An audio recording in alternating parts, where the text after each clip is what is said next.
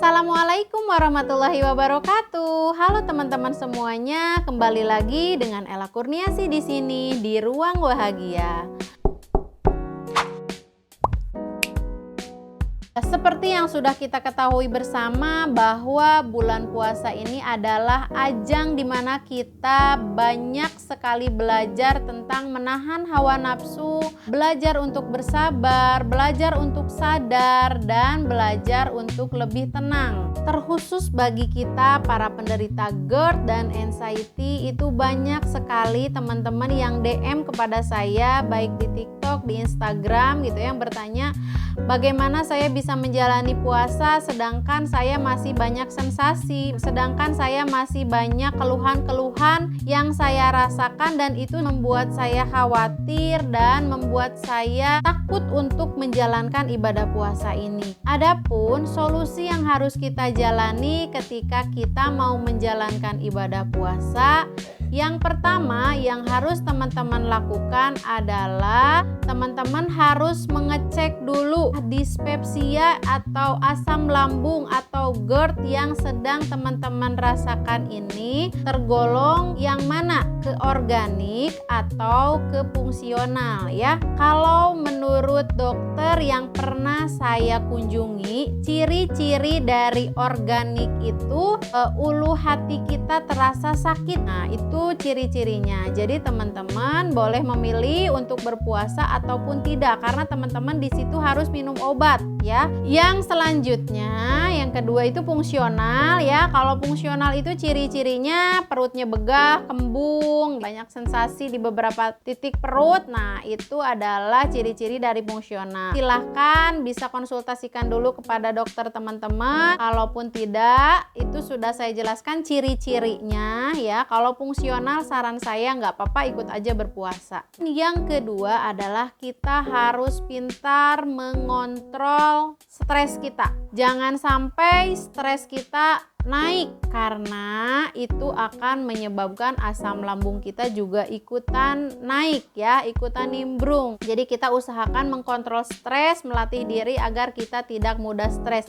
Adapun jika di kehidupan teman-teman saat ini ada yang sedang distreskan, maka selesaikan dengan segera, cari solusinya agar kita bisa menjalani kehidupan secara normal tanpa ada stres yang berlebih lagi. Yang selanjutnya yang harus teman-teman lakukan adalah merubah mindset ya teman-teman, merubah pola pikir teman-teman dengan sangat kuat bahwa dengan puasa akan menyembuhkan saya dari penyakit GERD dan anxiety disorder. Itu harus ditekankan jauh-jauh hari sebelum Ramadan tiba agar itu menjadi mindset dan menjadi pola pikir yang baru yang kita miliki. Saya menjalankan hal itu bisa berpuasa selama 1 bulan penuh tanpa ada batal ya, kecuali saya sedang berhalangan. Itu sehat-sehat aja, bahkan membuat saya jauh lebih sehat, jauh lebih bahagia, dan jauh lebih tenang teman-teman. Nah, yang selanjutnya kita harus menjaga emosi kita agar tetap stabil ya teman-teman. Ya, jangan kita banyak berpikiran negatif terhadap diri kita sendiri ataupun diri orang lain ya teman-teman. Buatlah aktivitas-aktivitas positif yang bisa menguatkan mental kita agar kita bisa tetap kuat dalam menjalankan ibadah puasa. Yang selanjutnya yang harus teman-teman jalankan adalah kita jangan makan sembarangan teman-teman ya. Kan terbiasa tuh kalau kita di Indonesia makanan pembuka puasa itu ada kolak, ada makanan manis, ada makanan bersantan dan lain sebagainya.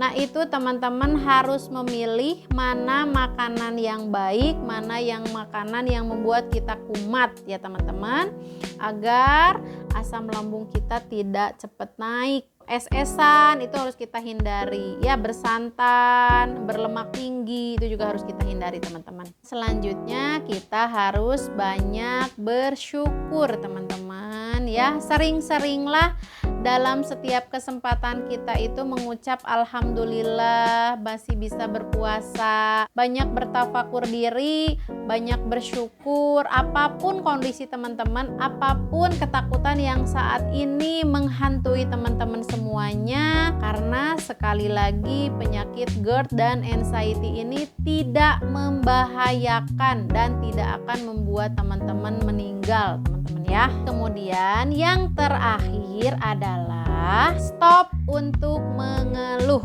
ya teman-teman. Mengeluhkan, aduh jantung saya berdebar nih, jangan-jangan saya sakit jantung, aduh kepala saya kelayangan nih, jangan-jangan saya mau pingsan. Nah jangan ya teman-teman, itu jangan dilakukan. Intinya teman-teman dari hari ini ya, mulai untuk merencanakan aktivitas apa saja nih yang akan saya lakukan ketika saya nanti di bulan Ramadan. Kalau teman-teman misalnya mau ada targetan apa yang mau dicapai ketika Ramadan, maka silahkan teman-teman persiapkan dengan semaksimal mungkin dan lakukan ibadah puasa ini dengan tenang. Mudah-mudahan teman-teman dengan cara menjalankan ibadah puasa ini teman-teman semuanya bisa sehat kembali seperti saya, karena wasilahnya saya berpuasa Ramadan di tahun 2020 asam lambung saya sembuh dengan total, tidak pernah kumat-kumatan lagi teman-teman. Sampai ketemu, selamat menjalankan ibadah Ramadan. Assalamualaikum warahmatullahi wabarakatuh.